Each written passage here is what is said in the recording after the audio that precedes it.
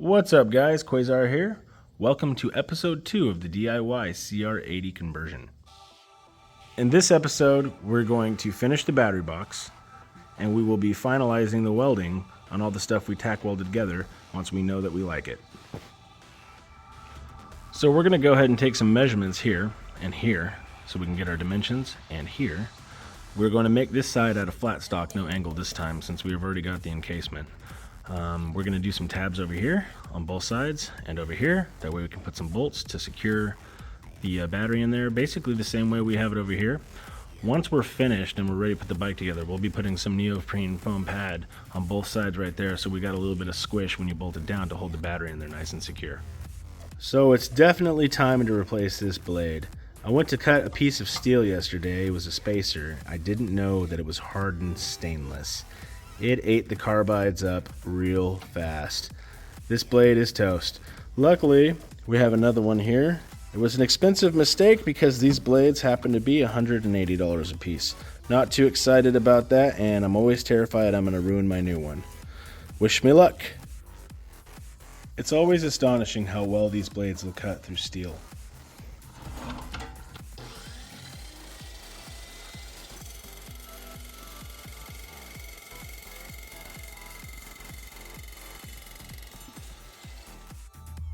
Now we're ready to cut some angles.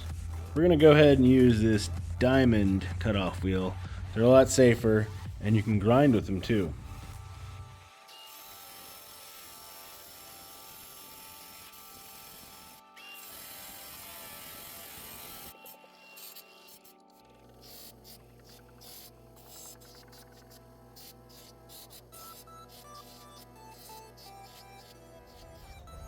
That's looking pretty nice. Now to do the lower piece.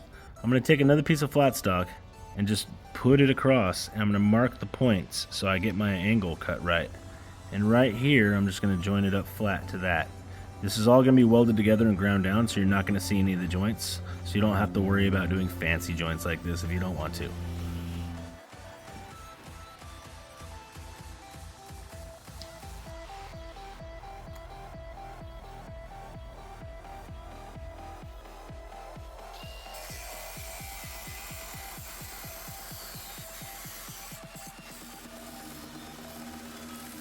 Test fit.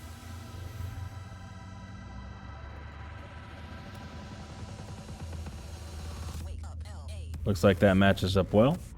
Now to tack it together.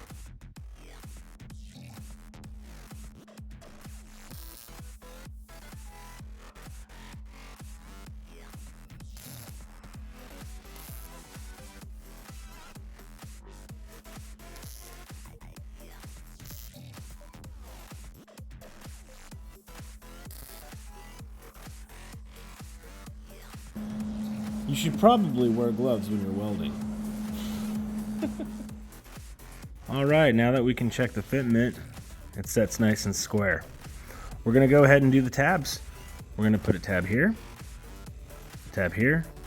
and a tab here.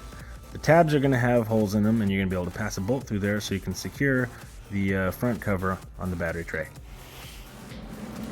Now that we've got the tabs made and tack welded up, we're going to go ahead and put some bolts through them with the other tabs over here, and we're going to tack them to the battery tray itself.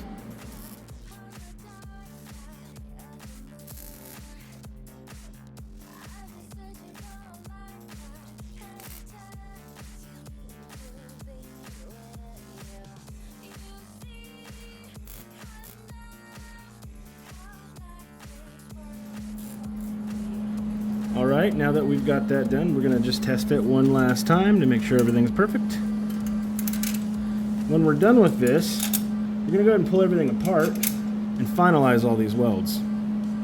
Fits good. Alright guys, now that we've got that out of the bike, this is what our hot swappable battery tray motor mount combo looks like. Everything's tacked together just in case we want to change some things. I actually did weld this is a finalized motor mount, and I had to use a die grinder to pull some of this out. That way it fits in there nice and tight. I didn't want it moving. Yeah, that's what we got. So we got a nice sturdy motor mount here. We've got a stabilizer right there that goes under the swing arm nut. We had to notch that for the motor. We got our cover. This will come off and the battery will slide in. And yeah, she's ready to be welded together. So I'm gonna go ahead and dial that in and I'll be right back.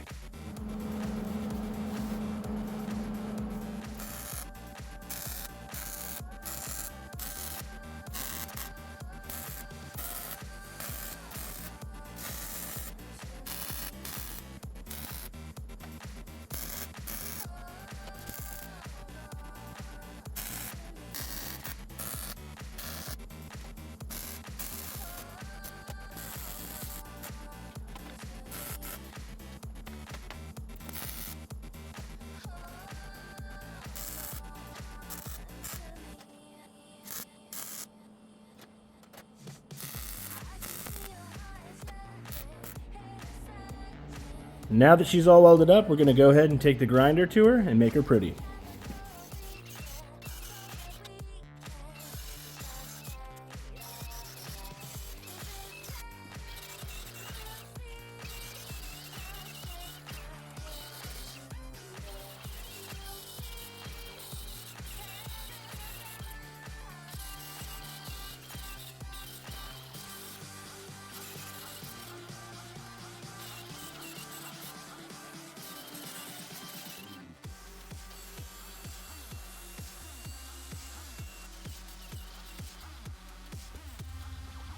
So we've got the battery tray ground down, finished welding up, and we installed it back in the bike. Went ahead and welded the tabs to the frame on both sides. It went back in really nice and smooth, so I'm actually quite happy with this design. I know Austin over there at electro&co said he wanted it functional, but I go overboard sometimes, and that's okay. I'm sure the customer will be super happy. I'm going to go ahead and test fit the battery in there real quick and I'll be right back. As you can see, the battery fits in there quite nice. It'll fit in there even better and more secure once we have that neoprene padding in there. But yeah, so this cradles the battery really nice.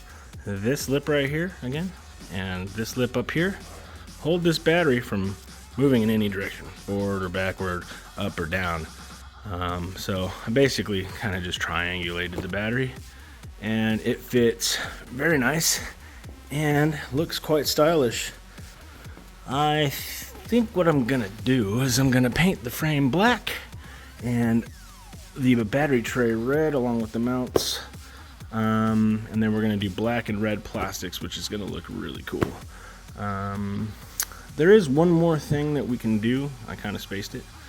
Oh, we can do a controller mount, and I believe I'm gonna put it right there under the seat. It's probably one of the best places for it, so let's go ahead and grab that controller and see how that's gonna mount up. So before I mount the controller, I'd like to say a couple things about it. This is a True Moto Noisy Cricket from Electro&Co. There's a couple really cool features I'd like to share, and the biggest one is it's tiny. It fits in the palm of my hand.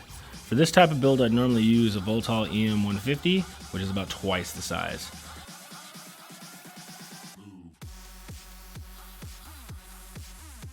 This thing has a massive machined heatsink on it. It's really thick, about 5/8 inch, I think. And one of the really cool things about it is it comes with an app where you can change all the different tuning parameters.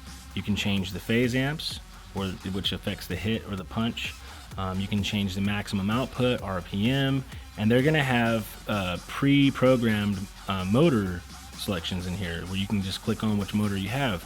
Right now I know they have the EC4P, and they have the 138 V3, and very soon they'll have the 120 once we get this going on here, the QS 120. You can just click that button and it's ready to go. It's pretty rad. You can do that all in a HUD. So it's just sliding bars, you know, pretty simple, really intuitive, and easy to do on your phone. So I can't wait to try this thing, so we're gonna get this mounted up and we're gonna see how it goes. I found a really easy way to mount this controller. I took some 4-inch bolts, welded some washers onto them. I'm not going to use those nuts. I'm going to use lock nuts, but these nuts are just temporary for ease of removal. I'm going to weld this into the subframe, and it's crazy because it lines up. If you look, it lines up. I'm going to put a tab right there to secure the fourth one, but doing so this way, once I weld these in, those will be nice and straight and the controller will come in and out really easy. Sweet. The controller fits nice. Slides on and off really smoothly. Quick note, you do not want to do anything more than tack these bolts on with the controller mounted. It's okay to do a tack as long as you start on the ground, on the frame. If you start your little tack on the bolt, the energy could pass through the controller, and that's a big no-no. If it passes through the ground here, which is the frame, then it's not going to pass through the controller. Only do a little tack, pull the controller off. Once it's all tacked together, then you can finish up welding. Alright guys, I think that's it for today. We did get a lot done. We got the rest of the battery tray and the controller mounted. We got everything welded up.